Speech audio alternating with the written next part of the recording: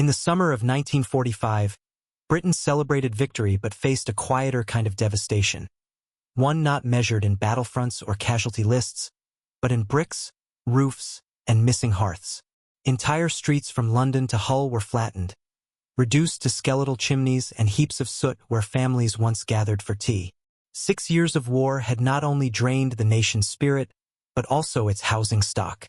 Over 450,000 homes lay in ruins, and millions of returning servicemen needed somewhere to live. The bombs had stopped falling, but the crisis they created was only beginning. Factories that had once built Spitfires and munitions now faced conversion into something more domestic, the desperate production of houses. Yet there was neither time nor material for traditional brick and timber. Steel was rationed. Skilled labor was scarce. Even transport lines were stretched thin, still moving coal, food, and returning troops. In this vacuum of resources, Britain turned to an unexpected wartime ally, the prefabricated house. Prefabs were born from the same urgency that had once driven tank and aircraft design. The Ministry of Works announced the Temporary Housing Program, a crash plan to provide 500,000 ready-made homes in just 2 years. These units would be built in sections at factories, transported by lorry, and assembled on-site within days. To some, it sounded like a miracle.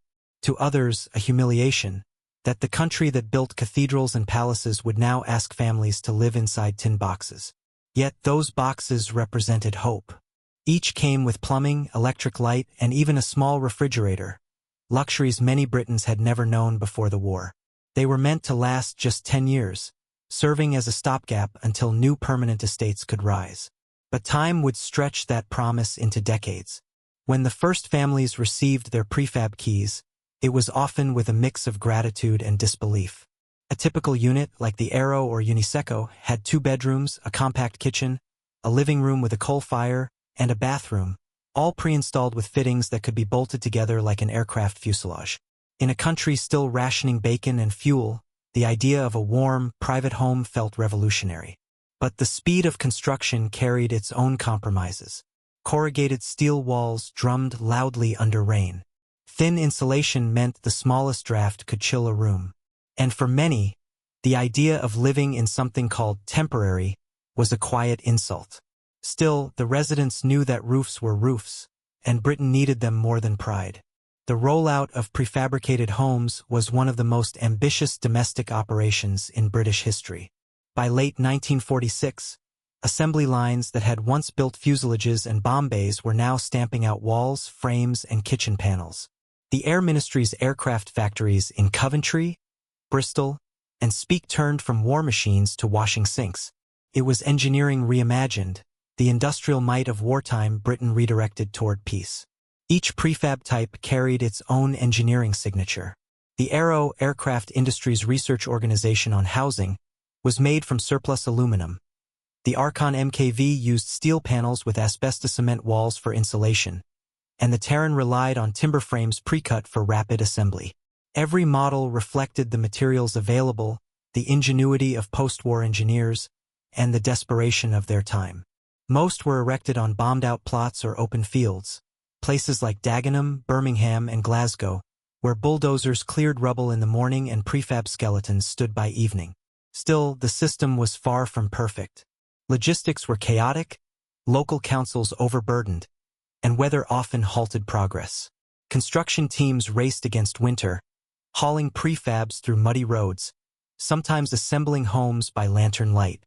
The press covered each milestone as both triumph and trial. Headlines praised the homes of tomorrow, but behind them were men sleeping in tents and women waiting months longer than promised. Inside those thin metal walls, life began to return. Children chalked hopscotch on concrete paths that had once been cratered streets. Curtains, often sewn from old parachute silk, fluttered behind factory-fitted windows. Each small home was a private rebellion against the ruins that surrounded it. Even though planners called them temporary dwellings, they offered a dignity that many war-torn families hadn't felt in years. For veterans and their wives, the prefabs represented stability after chaos. The demobilized airmen who once slept in barracks could now lock their own front doors. Women who had worked in munitions factories found themselves back in kitchens lined with enamel and chrome. Coal stoves glowed like the beating hearts of these new communities, and for the first time in years, warmth didn't come from rationed blankets but from burning briquettes under one's own roof. But as Britain's optimism grew, so did its doubts.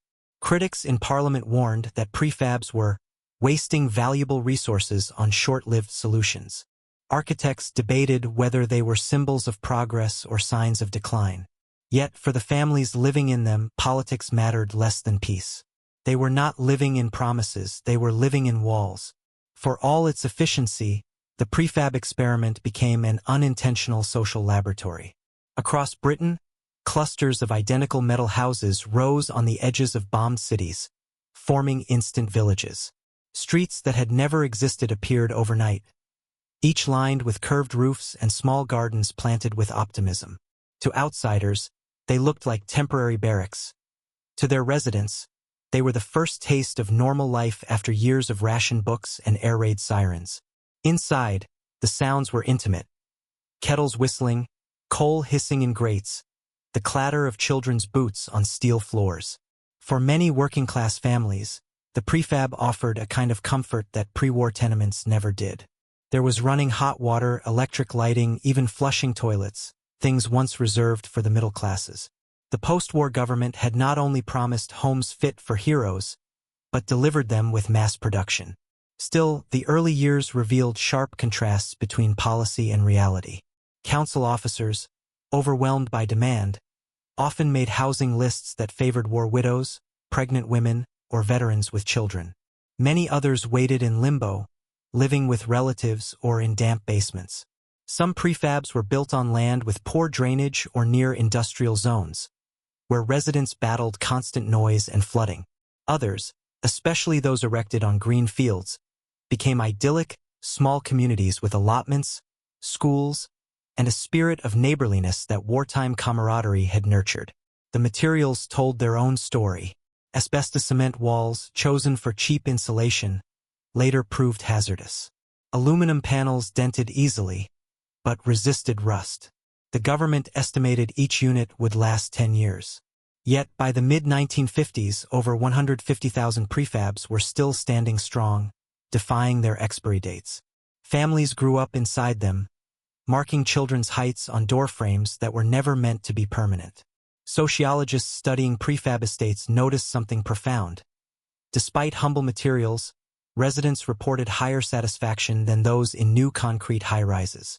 The prefabs had private gardens, natural light, and a sense of autonomy, qualities later lost in post-war tower blocks. They represented a moment when Britain's recovery felt personal, not bureaucratic. By the late 1950s, local councils began debating what to do with these temporary villages that refused to vanish. Some estates were cleared for redevelopment, but others were granted reprieve as maintenance programs extended their lives. Residents, attached to their homes, formed associations to resist demolition. What had begun as an emergency measure had quietly become part of Britain's social fabric, a symbol of endurance in corrugated steel. By the dawn of the 1960s, the skyline of Britain was changing again. Tower cranes dotted the cities, and the new promise was height, concrete high-rises reaching for modernity. Ministers spoke of progress, architects of efficiency. The prefab, by contrast, was now a relic of austerity, its curved roofs and tin walls seen as the past that Britain wanted to outgrow. Yet, as demolition plans began, resistance quietly grew among those who called these places home. In small prefab estates from Birmingham to Swansea, residents petitioned councils to let them stay.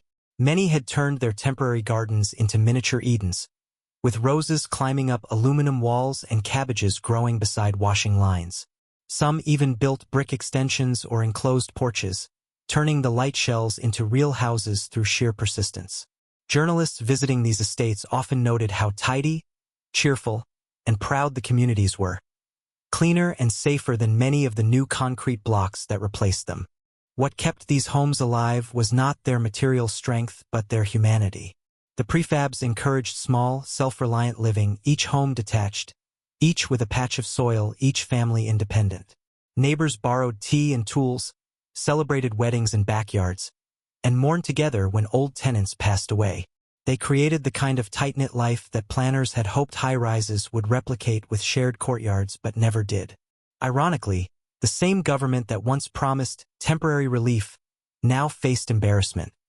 The stopgap had lasted far longer than expected. Maintenance costs rose as panels corroded, and yet the people refused to leave. Local papers carried stories of pensioners who'd lived in the same prefab for 30 years and wouldn't trade it for any modern flat. "You can't hang your washing in the wind 10 floors up," one resident told a reporter. "Here, I've got a garden and my kettle never leaks on the neighbors." By the late 1970s, some estates were still thriving, hidden pockets of mid-century Britain preserved by affection and inertia.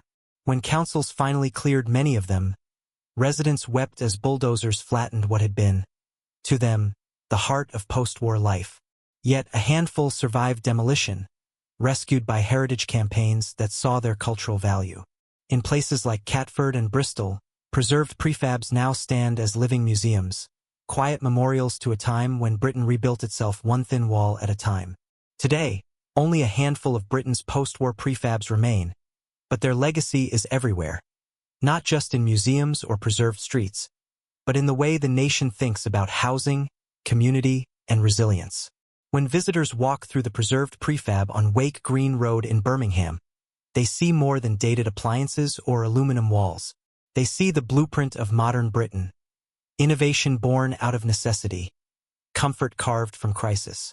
These homes proved that industrial design could serve domestic needs. They bridged wartime engineering and peacetime recovery, showing how a nation on its knees could retool its factories and feed its people hope. The prefabs became the silent teachers of post-war reconstruction, shaping everything from later council housing to suburban design. Even Britain's later system-built high-rises drew lessons, both good and bad, from those early experiments in mass production. But the prefab's true inheritance was emotional, not architectural. For thousands of families, they symbolized a fresh start, a space to raise children away from bomb craters, to light a stove without fear of air raid sirens. Many who grew up in them remembered not their fragility, but their warmth. Christmas lights strung across curved ceilings, mothers cooking in compact kitchens that smelled of coal and comfort. The sound of rain on metal roofs became the soundtrack of a generation's recovery. Over time, the word temporary faded into irony. The homes that were meant to last 10 years survived half a century. They endured storms, rust, and bureaucracy, proof that when people care for a place, it becomes permanent in spirit, even if not in structure. The government statistics might have measured them as units, but residents measured them as memories. When the last bulldozers came in the 1980s and 1990s, they did not just erase houses, they erased small utopias of modest living. A few residents managed to stay until the end, refusing to leave until their walls were literally dismantled around them. Their resistance was not nostalgia. It was loyalty to a community built on shared struggle and independence.